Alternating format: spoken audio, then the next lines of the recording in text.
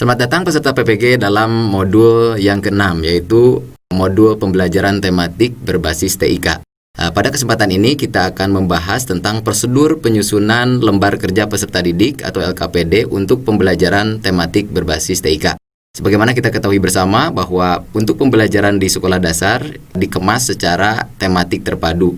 Dengan adanya Permendikbud nomor 37 tahun 2018, maka pembelajaran berbasis TIK itu diintegrasikan dalam pembelajaran tematik terpadu, sehingga TIK berperan atau berfungsi sebagai pendukung atau penunjang pembelajaran. Dalam hal LKPD dikembangkan oleh guru untuk memfasilitasi peserta didik melakukan aktivitas selama pembelajaran berlangsung, sehingga LKPD tidak bersifat menilai, tetapi bersifat memandu, membimbing, dan memfasilitasi peserta didik melakukan aktivitas selama pembelajaran tematik terpadu dilaksanakan. LKPD terdiri dari beberapa jenis. Yang pertama adalah LKPD eksploratif. Ini sesuai untuk bidang ilmu, diantaranya yang melakukan aktivitas eksplorasi seperti matematika dan ilmu pengetahuan sosial.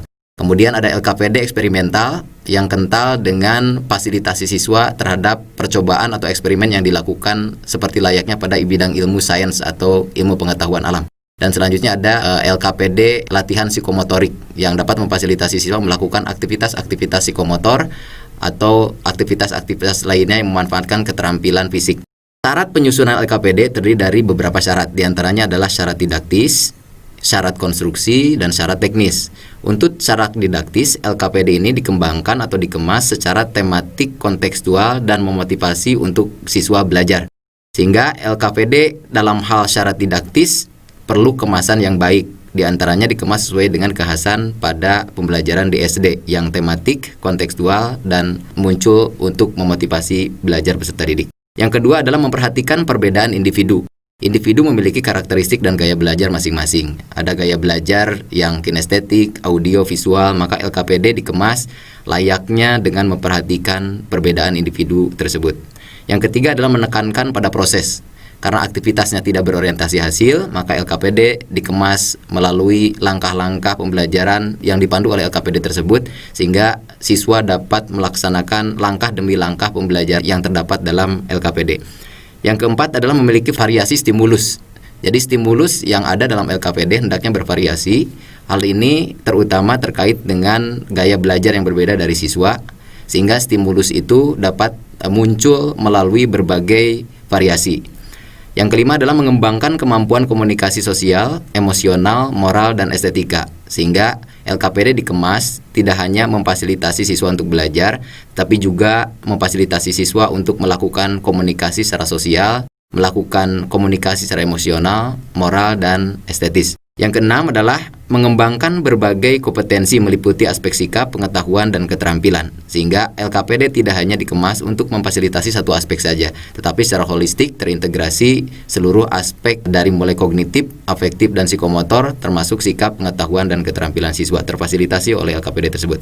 Yang kedua terkait dengan syarat konstruksi. LKPD secara konstruksi dikembangkan, yang pertama adalah sesuai dengan tingkat perkembangan kedewasaan siswa.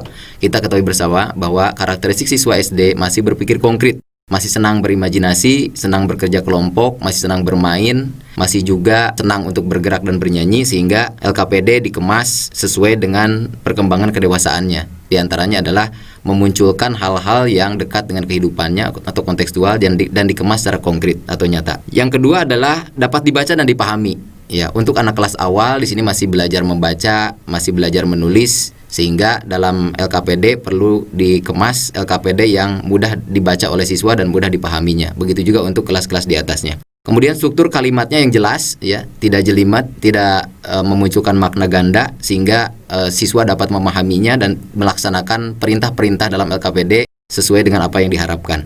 Urutan yang sesuai dengan perkembangan peserta didik merupakan syarat yang keempat, sehingga perkembangan peserta didik difasilitasi melalui susunan LKPD yang sistematis.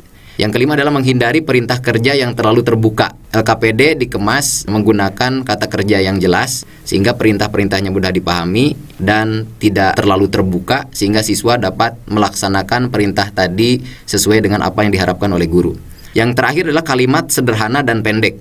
Kalimat yang digunakan dalam LKPD hendaknya tidak terlalu kompleks dan tidak terlalu panjang sehingga peserta didik mudah memahaminya. Banyak menggunakan ilustrasi, itu merupakan syarat yang ketujuh dari konstruksi LKPD.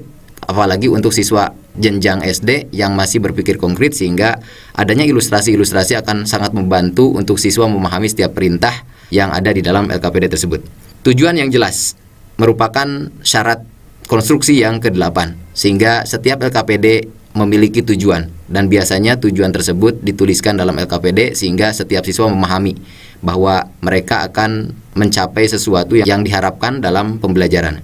Dan yang terakhir adalah identitas untuk memudahkan proses administrasi.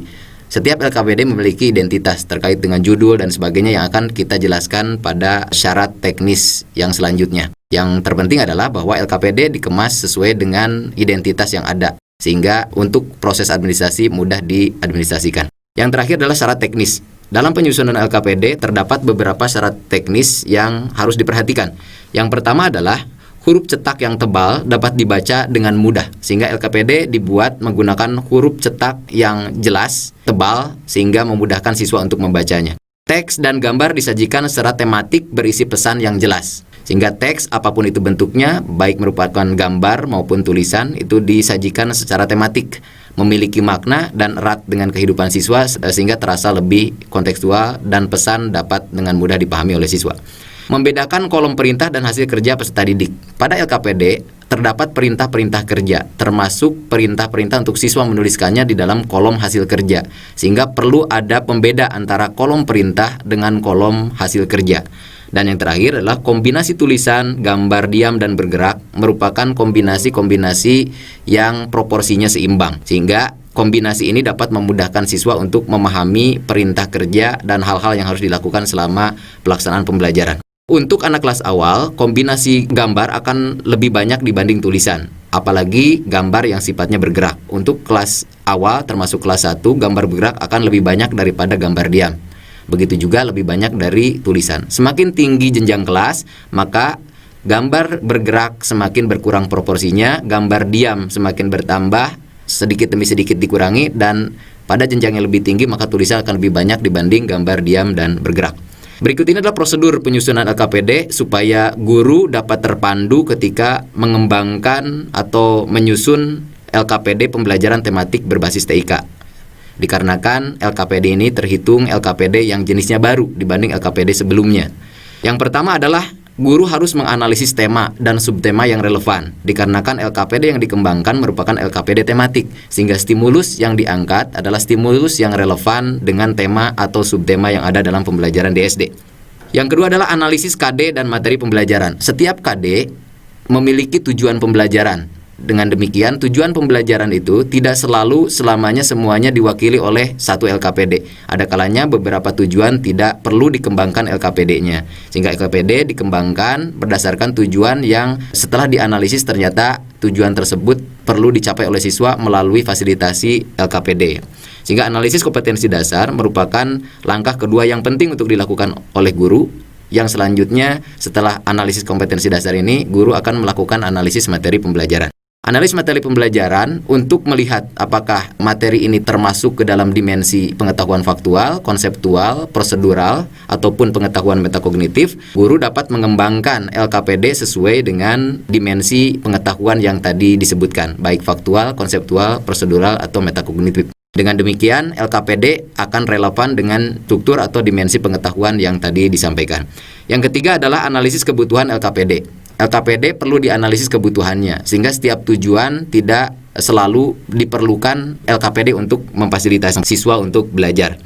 Nah, LKPD setelah dianalisis, maka guru bisa menetapkan kira-kira LKPD apa yang akan dikembangkan. Mau LKPD eksploratif, eksperimental, atau LKPD latihan psikomotorik. Yang terpenting adalah LKPD dikemas secara tematik dan berbasis TIK.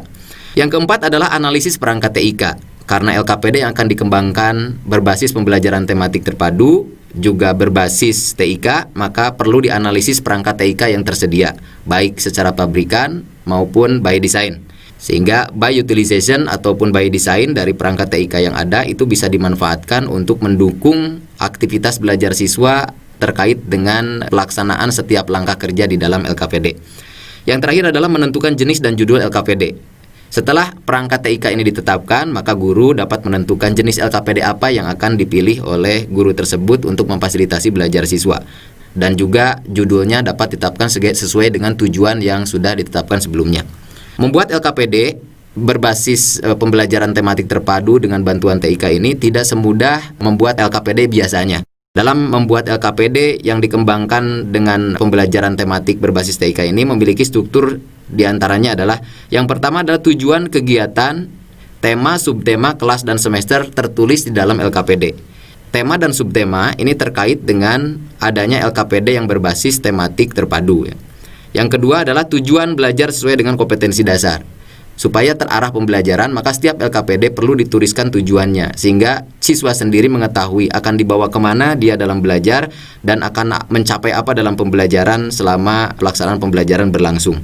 Yang ketiga adalah alat dan bahan. Khususnya terkait dengan LKPD eksperimental, maka alat dan bahan ini perlu dituliskan.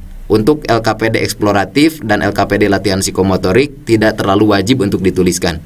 Nah, alat dan bahan inti dituliskan terkait dengan pengembangan LKPD yang sifatnya eksperimental. Yang keempat adalah prosedur kerja. Prosedur kerja terkait dengan langkah kerja ketika melaksanakan pembelajaran.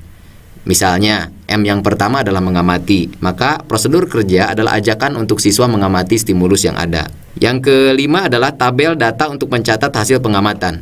Terkait dengan apapun yang dilaksanakan oleh siswa, maka siswa akan mendapatkan temuan-temuan selama aktivitas pembelajaran berlangsung. Maka tabel data disediakan dalam LKPD untuk mencatat hasil pengamatan, hasil percobaan, hasil eksperimen yang telah dilakukan oleh siswa pada tabel tersebut. Yang terakhir adalah bahan diskusi untuk melakukan analisis data. Di bawah tabel data ada bahan diskusi untuk melakukan analisis data, sehingga siswa dapat mempelajari pengetahuan yang ada dibandingkan dengan kelompok yang lain atau dengan anggota kelompok yang ada di dalam kelompoknya untuk mereka saling membandingkan hasil kerja, berdiskusi, dan melakukan analisis terhadap temuan-temuan yang ada yang sudah ditulis pada poin nomor 5, yaitu pada tabel data. Sehingga pembelajaran akan terfasilitasi oleh LKPD, dan yang terpenting adalah bahwa LKPD ada tidak untuk menggantikan peran guru secara keseluruhan, tetapi LKPD dapat membantu guru untuk memfasilitasi pembelajaran supaya lebih mandiri. Demikian untuk pembelajaran tematik berbasis TIK kali ini. Mudah-mudahan bermanfaat. Tetap semangat. Assalamualaikum warahmatullahi wabarakatuh.